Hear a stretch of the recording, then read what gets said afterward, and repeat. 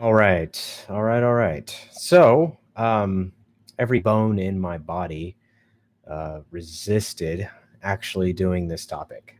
Um, but I feel it's very, very important because somewhere in a lot of people's minds, this particular thing is sitting, dwelling, being manifested, being thought of, being contemplated, being whatever, right? Just a lot of different things are happening in people's heads, and somewhere deep in the root of that, we are a very social being, and being a social being, this topic has come to the surface. Now, my challenge is that I really don't want to talk about this topic right now because there's a lot of preliminaries that actually need to be done. So if you came here looking for a one-shot solution or a one-shot answer or a hey, one magic bullet, this is going to solve all my problems, then this is probably not the place to be. Now, if you want to hear the truth and you want to hear as far as the truth when it comes to my perspective, right? I think everybody has their own unique truth, but I'll share with mine and hopefully you see it as relatively truthful. I'll try to be as honest as possible during this. So, all that being said, I want to start out with saying that I'm going to bear the bad news first, right? And the bad news is there is no one. There is no magic person for you. Um, that's the bad news. The good news is, and let me actually capture that, right? Let me capture that bad news real quick. I want you guys to understand that that bad news is actually not bad news, right? It's actually really good news because here's the thing: people get into these ideas and these ideals that, hey, I'm going to get into a relationship with the perfect person, right? Well, we're all not perfect beings. Now, you can say the perfect person for me, and of course, Hollywood and movies dramatize this and make this super but as you ebb and flow through life, that relationship that may have been good for you in the past may not be so good for you in the present, right? So the perfect person, and when I say this, the perfect person is the person who's going to ebb and flow in the same synchronicity with you, right? So they're aligned with you in that way. Now, how much you're going to change? Are they going to be able to keep up with you? Are they not? We don't know that, right? But I'll say this. Here's what I mean. When I say there's no perfect person, what I actually mean by that is that there is no person you're going to meet that's going to require little effort or no effort, right? You have to contribute. You have to provide because we boil back down to what is the purpose of a relationship, right? A lot of people's core reasons for being in a relationship are comfort, security, partnership, all kinds of things, right? And if you're not contributing and you're not putting an effort toward that person, then it's not really going to be perfect anyway, right? Now, at the time, you both may be bored and you may be bored together, and it may not feel like boredom, and you may think it's the perfect person at the time, but the reality is you're going to have to put in work. And the truth about this is that all good things come with hard work, right? You might get lucky, like I said, and at the time it may seem so amazing and so great, but then things start getting rough. And after a period of time, people get fed up with not being contributed to or not feeling appreciated or not feeling valued, right? And that's the thing is you got to contribute consistently. You've got to keep working toward that person. So this goes back to the mental training, which we're talking about here. The psychology of this all is that if you're striving for mastery, there's a difference between professionals and amateurs. Professionals are going to be people who consistently and daily put in effort to become very good at what they do. And that may be in a relationship, right? Or that may be actually acquiring a date and then getting that date and then being able to contribute to that date and sustain a well done relationship. When I first got into a relationship fairly a while ago now, I set out to not when I got into it, I didn't set out to become a better partner. I set out to it because I was under the impression that a relationship was two people that mesh together and they get along together and they can somehow coexist.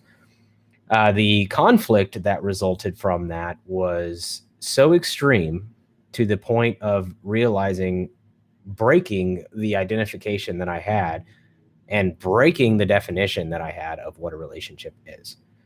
Okay. And what I realized is it's continual growth, right? And now it's not about just coexisting, but actually being able to contribute to someone else and pushing yourself to contribute more every day.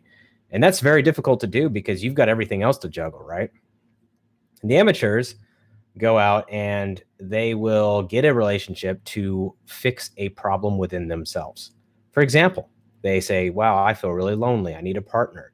So they'll go out there and find somebody to patch that up. They'll find somebody to go fix it. They'll find somebody to make it better. Kiss the boo-boo away, right? Whatever the thing that they're trying to solve for is, they're trying to fix something in themselves.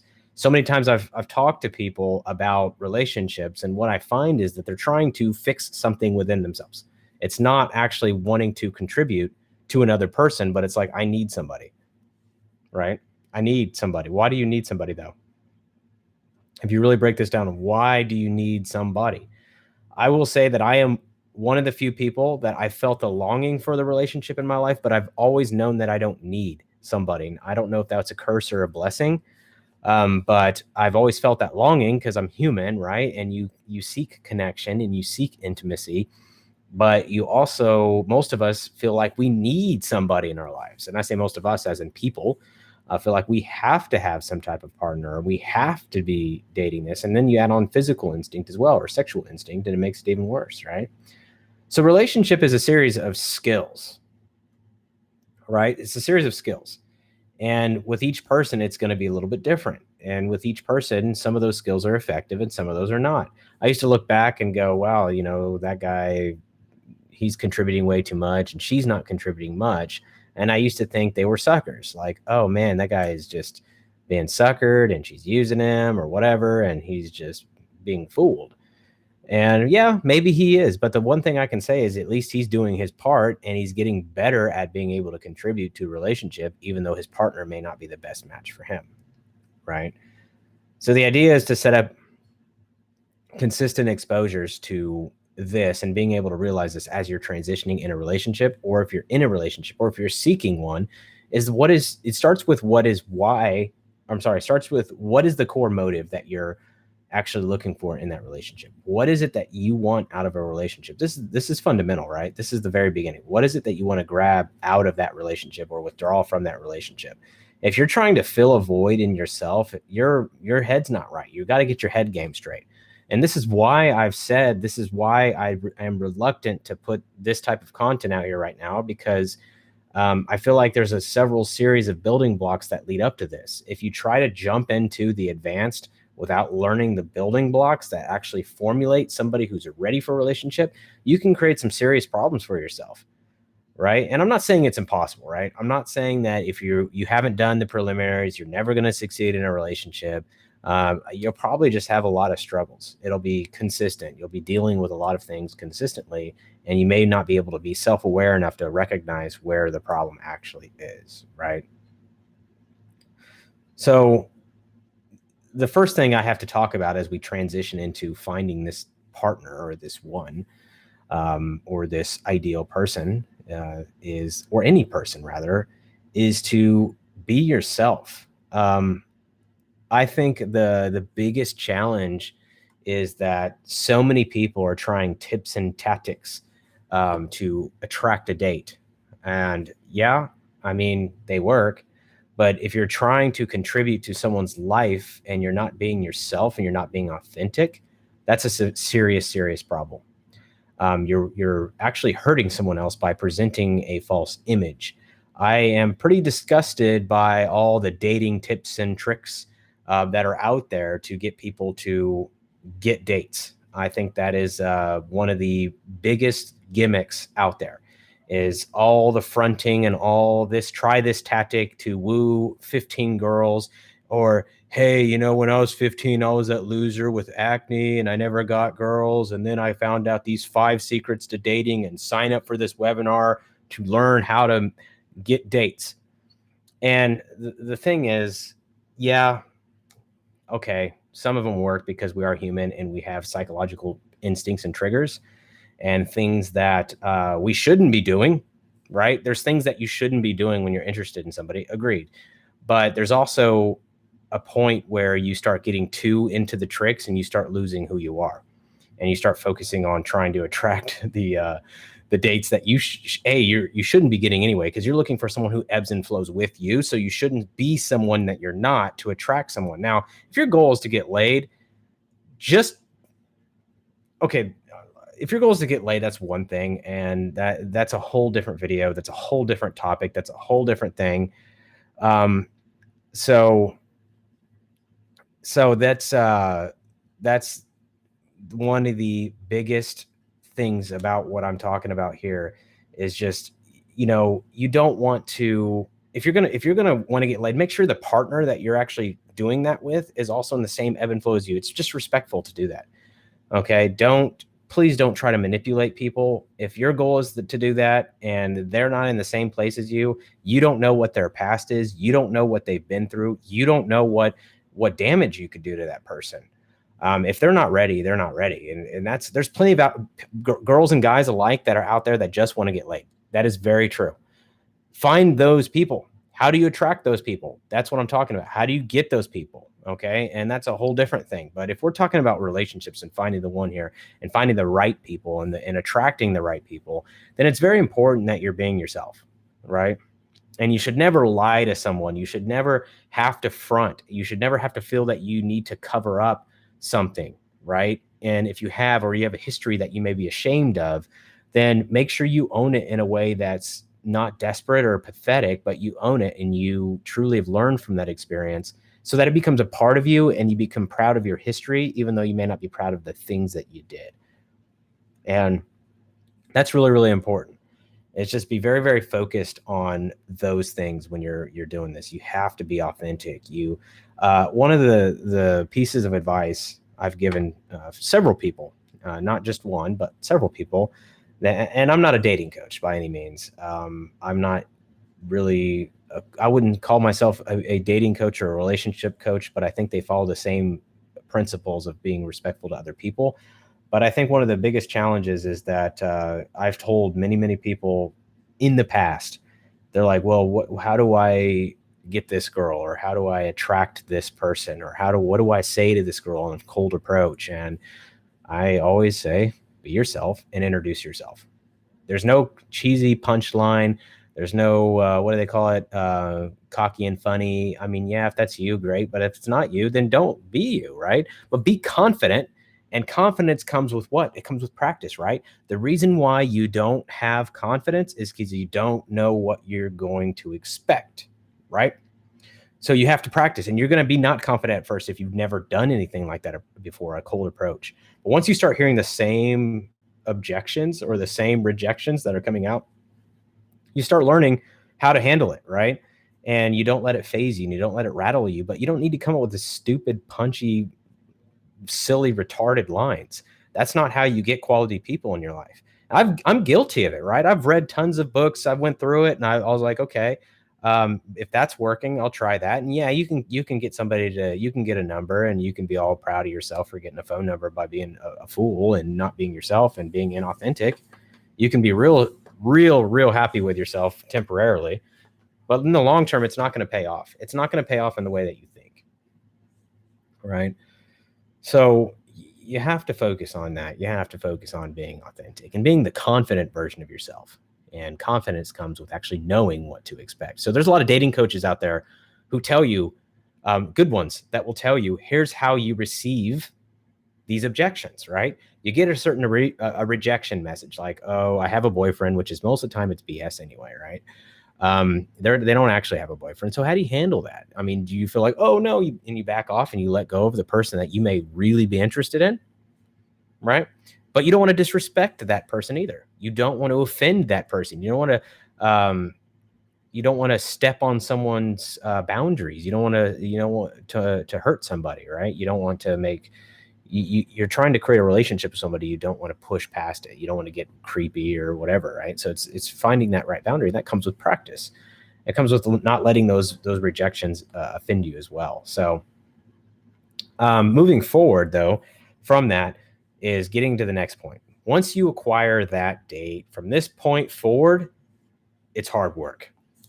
Once you meet that person and you get that person's contact information, you set up that date, now comes the actual skills, right? How do you actually develop a solid relationship with somebody based on who you are and the confidence in who you are? Some people are very good at it naturally. Some people have to work on it. The biggest mistake that I've made in my life was trying to impress somebody. And I think that there's nobility in trying to impress somebody, but then there's going above and beyond and creating an illusion that it's somebody you're showing them a part of you that is not actually you. And I made that mistake so many times all throughout my teens and 20s, right? I only showed the best parts of me and I completely hid the horrible parts of me, or the parts that I was ashamed of, or parts that I haven't reconciled with, right? Parts that I didn't want anybody to know about because I didn't want to face them myself. And that's where I've been faced with those issues today in a relationship. I've been faced with those particular things, and I've been watching those things come up, and being able to work with those things with my partner has been very rewarding. With being able to trust my partner with the things that I struggle with, it's scary as shit to throw it out there and be like, here's how I feel, and I know it's really I shouldn't feel this way, but that's what it is, right?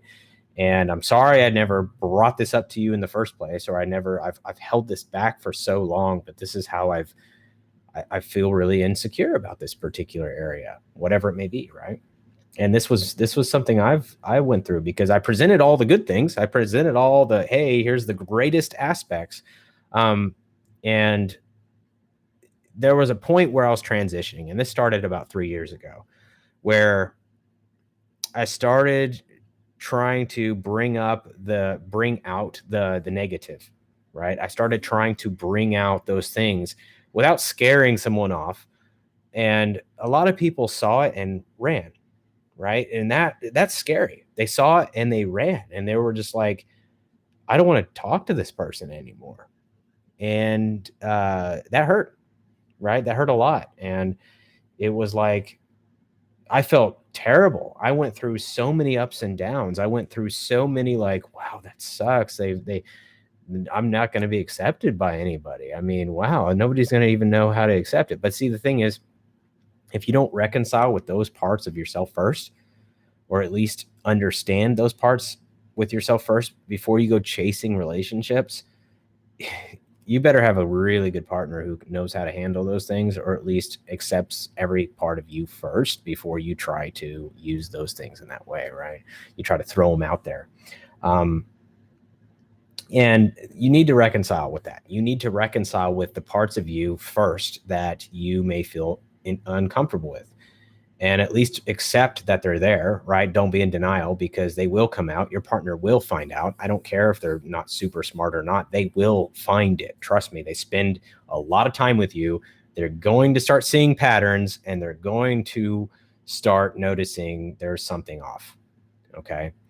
And this is what leads to the suspicions, and this is what leads to discomfort. This is what leads to extra problems in the relationship, to ultimately a failed relationship, right? And this happens in marriages all the time too. There's something that somebody didn't reconcile with. And yeah, I will say it's scary, but this is where the work comes in, right? This is, how do you present this to your partner that you may already have, or you're looking to? How do you present it to your partner when you haven't come to terms with it yourself? Like I said, do you do it first or do you not? Well, there has to be a certain understanding that it's there. You should know how to communicate that part, and you should know how to accept that part of your past. I would say that's a very important key, right? Is accepting that it's there, accepting that you may have a problem with something. Absolutely. Let me answer some of this question real quick. Being an ENTJ, what type do you find most compatible with your personality type? That's there is a lot of variation there. I've dated a lot of different types. I would say that there's no consistency. There's no real pattern. So the answer to that is I haven't found a pattern to it, honestly.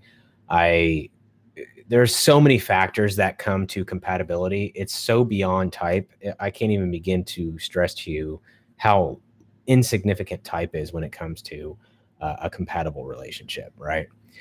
And there's all kinds of pseudo scientific studies on it, and people saying that these types are the most compatible and this and this. But the problem with it is, and I've said this before, is typology is so subjective that one school of thought's definition of an ENTJ may not match another school of thought's definition. And then you have these two schools of thought producing two different studies, which are semi pseudo scientific anyway. It's just silly to try to rule people out by type. I've always been a strong advocate against it, like for both against it and finding your idealized or your dual, right? I think it's silly. I think type is it serves its purpose, but once you have that purpose, unless you're really just love the theory behind it, you move on. You use it as a tool that you need, and then you move on. Anyway, moving back to the point here. So when we're talking about finding this one, right, finding this perfect person too, and working on this relationship, I mentioned this earlier in the video and I kind of quickly covered it, is a relationship should never be a solution to a problem. This is the wrong mindset, right? Everybody's like, I feel so alone and I need a partner, or I can't do it without a partner. I can't. You're making excuses because you don't have somebody. And when you have somebody, you're still going to continue to make excuses. If you're in the habit of making excuses without somebody, getting somebody is going to give you more reasons to make excuses, right? I think it's absolutely the wrong mindset to try to solve a problem, whether it's you feeling loneliness or whether it's you feeling like you can't succeed at your job without having someone to come home to, whether you feel like you can't cook your own meals without your partner, whatever it is, you need to be self-reliant. You have to be self-reliant. You need to add value to someone else. Like, that's what the core, my definition of a relationship really is adding value to someone else's life, right? And whether it's a friendship or an intimate relationship, you need to add value. And it's like Stephen Covey said, an emotional bank account, consistently being able to put those emotional deposits in those relationships at all times. Even when your life sucks and you feel like you're not doing so well yourself, you need to be able to make contributions to that emotional bank account. So because when you hit that bottom, you're going to make a crap load of withdrawals, and you better have put a lot in it, because those withdrawals get really expensive really quick. So the last thing you want to do is use a relationship and start jumping in the relationship and immediately making withdrawals, immediately trying to pull things out of that relationship and yield reward, right? Like, oh, now I'm not lonely, make my dinner. Oh, now I'm not lonely. Hey, let's do this, right? You need to be self-sufficient. I have what I would consider not a perfect relationship, but it's the best relationship one could ask for. And nothing's perfect, right? And that's what we all strive for. So that's the only reason why it's not perfect. The relationship I have now is both of us are extremely self-reliant. And that's what makes it so successful in its own right. And I would say that one of the most amazing parts about the relationship that I'm in today is that it is probably one of the areas of my life that I'm most successful, surprisingly so. And I never thought that I'd be so successful at a relationship. And I'm sure she never thought that either, right? So, but I think that both of us, we move in the same direction, and we were able to understand that we are self-reliant. And so we're not, needing each other for every problem. We're not needing each other for everything. But we do know that we're there should we need each other. Yeah, we like to talk and share our stories and tell what's going on and that type of thing. Sure. But there's not this codependency factor. She's incredibly independent. She's awesome. And she's very intelligent, smart, and self-sufficient. Whereas, I hope that those same things apply to me. And if she sees me that way, great. So the whole point is that I do think it's a very successful thing when the two people we're not filling a missing void, right? And maybe we got in this relationship doing that, okay? Because when we got together, I was not in a good place and she wasn't in a good place. But I think through the challenges and both of us being so focused on personal development and growth and being able to recognize how we're actually treating each other, we were able to move together and realize that we can carry this life forward. And I think that's the goal, right? That's what we got value from that. And we've done things to actually work on the relationship. And her and I both believe that a relationship is a separate entity outside of yourself and outside of the other person. And you have to contribute to that relationship, even when it costs you and her's happiness at times, because the relationship is like a baby, right? And sometimes when you have a baby, you're like, oh, this is annoying. It makes us both feel like crap. We don't want to wake up in the middle of the night and blah, blah, blah. We don't want to deal with this baby, that kind of thing, right? So with her, it's this, she said the same thing. We need to make sacrifices to contribute to this entity that is outside of both her and I. So sometimes we both take a loss to contribute to the whole. And that takes a lot of perspective. And I'll tell you, she's taught me a lot about that. I'll tell you, she was the pro going into this, not me, right? She was definitely the relationship pro compared to me. And she kind of guided me in a lot of ways, and a mentor almost, and said, when it comes to a relationship, you need to look at it like this. So she saw that I was focused on growth and becoming better, and she constructively provided me feedback on how to be better in a relationship. And I mean, naturally, me being me, I'm stubborn and stupid at times and resistant. And I'm like, okay, we need to block this because it's too much feedback. I mean, it makes me feel like shit, all this crap that this person's saying. But then once you let that go and you let it sink, you realize, actually, this is solid advice, right? She actually knows what she's talking about. So that is, sorry, I probably messed up the audio there. That is one of the biggest things that I think I've gathered from that so far, is really just going to this point of recognizing that you're contributing to something bigger than yourself, right? And that's true for friendships. That's true for a lot of different things. So key factor here is do not jump into a relationship because you're trying to fill a void. You can and you may pull out of that relationship afterward, but it will never be successful if you're both doing this to each other. You will not find success in this relationship. If you're able to both pull out together and realize that you're both filling voids, like maybe she's lonely and she needs somebody to hold at night because she doesn't like being alone, and maybe he's like, oh, after stressful days, I need somebody to give me a massage and cook me dinner and whatever the case, right? Whatever the codependency case, if you're looking for this in a relationship for people to contribute to you versus you wanting to contribute to other people, then you're probably going into it with a completely wrong mindset. Okay. So these are skills. There's a lot of skill in this. And I'll tell you, it takes time. Some people spend a lifetime and they still struggle with it. And mapping out those skills is not the easiest thing. There's all these dating coaches out there, but I haven't actually seen very many solid relationship coaches that aren't actually therapists, right? You have a relationship therapist, let's fix what's broken. Well, what's a relationship coach? What takes you and teaches you both how to be better in your relationship without it actually having problems in the present, right?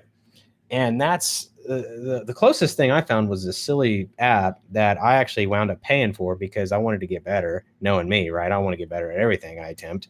So I was like, you know what? I'm going to just take this app, but it's called Lasting. And it's really for married couples, but it has the same point, right? You can still see, has quizzes, and it links both your accounts together, and you both fill out information, and then it makes you reflect on how different you are from the person you're with or the similarities. And then you can go, wow, that's actually a different perspective. And it gives you a little lesson so you can start thinking about how to put yourself in the other person's shoes. And that app has provided me a ton of value, and I'm nowhere near finished with it. I mean, I've still got a whole bunch of modules to do. And I do it when I have time here and there and try to be consistent in it. And that way I'm still contributing. So when it comes to the bigger picture, right, this is a link to what I call the mind section, or the interpersonal, right, being how you project yourself inward and how you project yourself outward, and the link between you and other people, right, and the psychology behind it. And creating a successful relationship requires a lot of beneficial psychology work, right? Being able to say, okay, I have this reaction when this happens.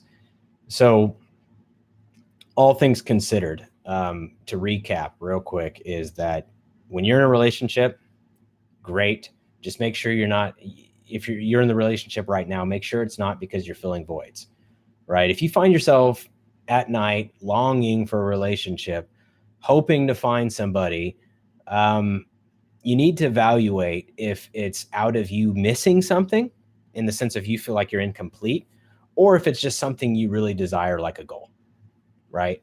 Because if it's a goal, you should feel a burning fire to go out there and do the work. If it's a sadness and a loneliness and like a depression type feeling, then you're missing something, right?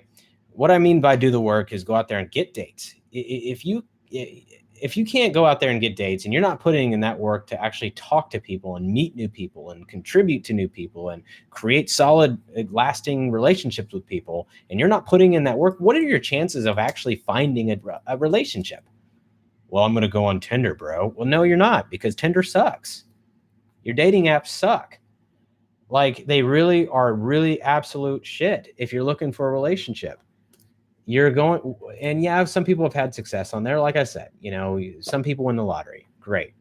But the goal here is to talk about skills, not luck. If you're relying on luck, you'll probably run out of luck at some point. You'll never find it, or you may find it and you may get lucky, but the other 20,000 people that are trying it aren't getting lucky, right? Or you're settling. You're picking something that in your heart could have been better, but you're just like, it's better to have somebody than nobody. You got to be really honest about this stuff. You got to be super honest about this stuff with yourself and go, what is this internal dialogue that you're actually having? If you're having a lot of this dialogue, excuse me real quick. If you're having a lot of this internal dialogue, it's important that you actually sit back and listen to it. What things are being said? What things are circulating through your head? If you're in that situation where you're feeling like, oh yeah, well, I'm going to settle, or, it's not perfect, but I guess it'll do. Why? Right? Well, you just said that there's not a perfect person. Well, there's not, but you shouldn't have feelings of doubt before the dang thing even commences, right? This is going to blow up in your face. Remember those old things I talked about that you don't talk about because you're uncomfortable with them? Generally, if you're unsatisfied, it's because there's something you're not comfortable with, whether it's that other person or something in yourself, but there's a lack of satisfaction there, right? And you need to find out if it's your partner or if it's you. And most of the times it's you, but sometimes it is your partner, right? Sometimes it's like the other person where you're like, dang, this is not the right person for me. They're not on my wavelength. They're not on the same values. They don't have the same values. They don't have the same issues, right? They don't have the same understanding, or they're not trying to understand. And I'll tell you, my girlfriend and I have had major communication barriers. Both of us have a hard time communicating to each other. That's our biggest struggle, is encapsulating messages and successfully sending that message to each other in order for the other person to read that message exactly how it's being said. And we both are aware that this is an issue, right? So we're like, okay, what are you actually trying to say? We want to clarify before we react. And that's the key, right? Because it may sound like crap when it comes out. We know that. We're trying to find a way to encapsulate it better, but that's what this app has revealed to us both, that our communication is a big challenge. And but I think it's both of our areas of opportunity, right? We both are not very good at it when it comes to each other. We're not being able to effectively communicate to each other. And that's an area of opportunity. We both recognize that, and we both are able to work through it. So, but, with all of that being said, and getting down to this core is, yes, the bad news is there's no perfect out there, right? There's no magical movie moment where you will instantaneously find the absolute best relationship that requires no effort on your part, and you literally just float through life. Nope, that's not going to happen, right? Yes, you can get a mail order bride. Yes, you can buy a slave. And I mean slave loosely, but yeah, you can buy somebody who will fill that role, but that's not a real relationship, right? You can win it with money. You can win it with maybe your personality, and that person will stick around, but they have their own reasons why they're staying. You can fill the role. I'm not saying that's difficult. That role can be filled. If you have plenty of money or resources or time or whatever, that you can have essentially hire somebody to fill that role, and whether it's being paid in cash or other favors, that's not a relationship. That is simply you filling a job description, right? So who is that? What is that job description? So the question is, are you dating a job? Are you dating an employee? Are you with an employee right now? Or are you with a true partner? Are you with a relationship? Are you in a relationship with somebody? Because if you're in a relationship, it's going to be difficult. It's going to have challenges. It's going to have things. And that's where the reality is, right? That is where the challenge is. It's just the skills that you've got to develop. How often do I need to reach out to this person? How often do I need to do this? In what manner do I need to contribute? How well can I speak this person's love language, right? How well can I speak to this person? How well can I communicate to this person? How well can I read this person's signals? How well can I make this person feel special? How can I communicate to this person's inner being? How can I cater to this person's core? How can I actually work alongside them? How can I bring the inner person out and make them feel entirely comfortable with me, right? All right, so I'm going to pivot real quick. I have a question that says, why is this channel named True Generations? Well, the reality of that, that's kind of a long story, but True Generations came from a period in my life. And I've had this business for 9 years, 10 years, I don't know, a long time. I've had this business name, True Generations, right? And it came from a period in my life where I watched, I think being 30, which is my age right now, it is 2018, and I was born in 88, whatever. But being 30 years old, the thing that I have been a witness of is the transition of major generational thresholds, right? Because when I was in high school, let's even start with middle school. When you wanted a date, you had to call that girl's house, and the dad was there, right? And the dad was a scary dude when you're 13 and 11 and 12, right? You're like, oh crap, man, I gotta talk to this guy. And if the dad answers, you're shaking, you're scared. I remember how the fear I used to feel. That's the worst freaking cold call on the planet, because you're not cold calling, you're not calling the girl, you're calling the guardian. You're calling the dude who's gonna kick your ass if you mess with his daughter, right?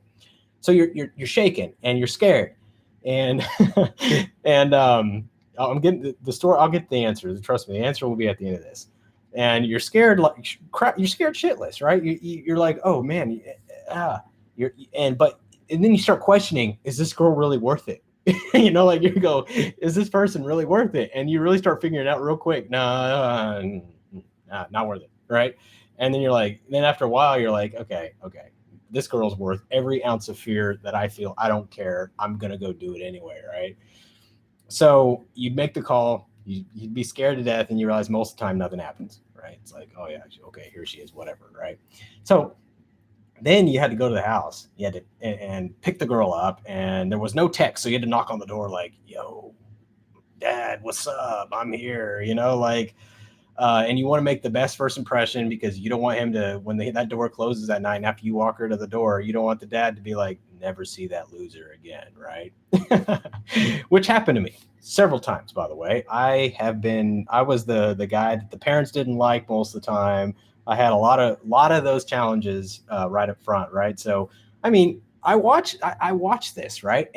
But what this experience did, all this experience, all that childhood experience of dealing with all that, taught me to face my fears. It taught me to really connect with people. It taught me to be a better people person. And it taught me courage. And it taught me social skills. How do you build relationships with a dad? All that, right? Well, the challenge is now, right? The challenge is now that these kids just text, yo, I'm outside. Yo, Snapchat, hey, check me out, meet me at 4, wink wink. Right? I mean, it's like a different game, right? It's an entirely different thing, and it's not impossible, but it's like a numbers game now. It's not actually a skill-based game anymore. It's like, If I talk to 40 chicks, I'll get 3 hits, and out of those 3 hits, I'll get like 1 date. Out of that 1 date, every now and then, I'll actually get a relationship, right? It's no longer about skills. Or if you're on these dating apps, you just swipe everybody. You just ugly, ugly, ugly, ugly, and then you're swiping everybody. You don't know anything about these people. I mean, it's really screwed up. So going back to the point of why this channel is named what it is because there is a generational issue, right? And as we move through these generations, we see these things. And True Generations is basically keeping the core ethics the same, regardless of what changes the environment, right? And that's what it's about. It's about being true to you, but also keeping the core principles the same, regardless of what generation you're in. So the goal here is that I don't want this to be outdated when you're 50 or outdated when I'm 50. I'll have more information. I'll be smarter and wiser or whatever, but I don't want it to be like, oh man, that was dumb. It's outdated. No longer does it work. I don't want any of that to happen. That's not my goal here, right? So I really want it to be more like, hang on one second. I'm going to readjust this. Okay, so I want it to be more like a slowly sank down this entire time. Yeah, so I want it more to be a skill-based thing, and it's a skill that you can develop over the course of time, right? And it can be like, okay, this is what we need to be doing. This is the skill that I want to develop over 20 years or 30 years or 50 years. Not, oh, it's outdated because now we have text or now we have this. That was the core message why True Generations was the name, right? It's like something that can remain true regardless of where it is. And I know it sounds like fresh spring water, True Generations. Come get your spring water. I don't really care about how it sounds, right? It just sounds interesting. It sounds, people ask what it means, and that was the original intent behind it. I'm not so concerned with the name as I am with the message, right? The message is the most important thing. I want the idea to be bigger than me. And I know that self-branding people follow people. They don't follow ideas anymore, but I really don't care. It needs to be bigger than me because I have my own issues, right? I have my own problem. I have my own crap to deal with. And I don't want to have raving fans. I want this principle to have people who adopt it and apply it and make their lives better every day. It's not about a vanity show for me. It's not about me being, oh yes, all these people love me. You know, like, oh yeah, so many people love me. It's more about like, hey, listen, I know that you may respect me or appreciate the content I release or tell me that I'm doing a good job. And I do appreciate that, but it's bigger than that. And that's the message behind that. So with that, I don't know, 10-minute explanation of what that came from, it does tie into the same message when it comes to relationships, right? Is like, although times have changed and although technology has changed and although we have text message now, how can you still be a gentleman in today's age? Although we have Snapchats and Instagrams and social medias and all kinds of crap, how can you still take care of somebody? How can you still be a lady? One of the things that bothered me most, if you look back on one of my original videos, is that I had this video called Class and Love. And I can't watch the video now. I mean, I was so underdeveloped. But anyway, you can watch the video. It's called Class and Love. It's really early on in my channel. And the message is still the same, right? Even though I've changed, I've grown up, I see a lot of things differently. The message is still the same. That's the point, right? It's true to me, even though I've grown into a better human being since then, and I've gotten 1% better every day since then, and I've worked on becoming a more complete being since then. The message is still the same, right? Why aren't we striving to act like a lady, right? Or why aren't we striving to act like a gentleman? Why aren't we treating people with respect? Just because I can access more information now than I ever could when I was 10 doesn't mean that I should still treat you like crap. Just because I can talk to 100 people today on chat or I can do it on my text doesn't mean that you don't deserve my time, right? And that's the key. But you also have to respect your time. I can't communicate with everybody all times of the day. I have to respect my time too.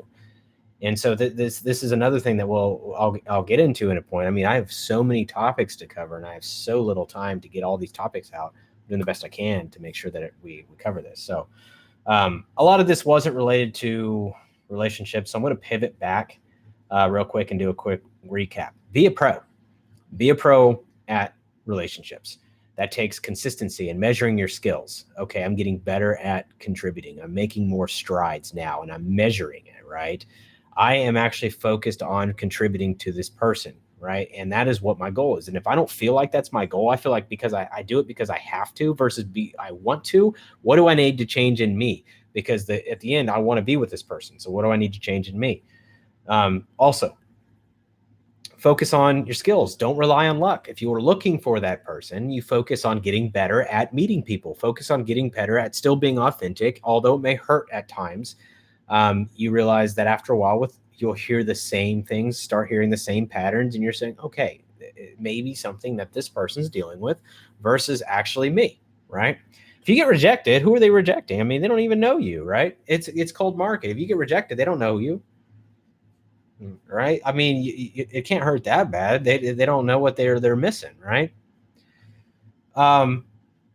Get out there, expose yourself, but you want to be exposed so that people see you. You know, people see who you are and do what you love. Be yourself, right? Do what you love and live your life with a purpose. Right? Go out there and live with a purpose, right? Like, hey, I'm going to meet people today. I don't care if they're dates or not. I'm going to make some friends. I'm going to do whatever. And next thing you know is you might wind up with a date. You got to be authentic. Stop this stupid, hokey, hey, check out my 5 tips to find hot girls today. You want 10s or are you settling for 6s? Check out my webinar to get those 10s. I mean, come on. Really? It is hard work. A relationship is hard work.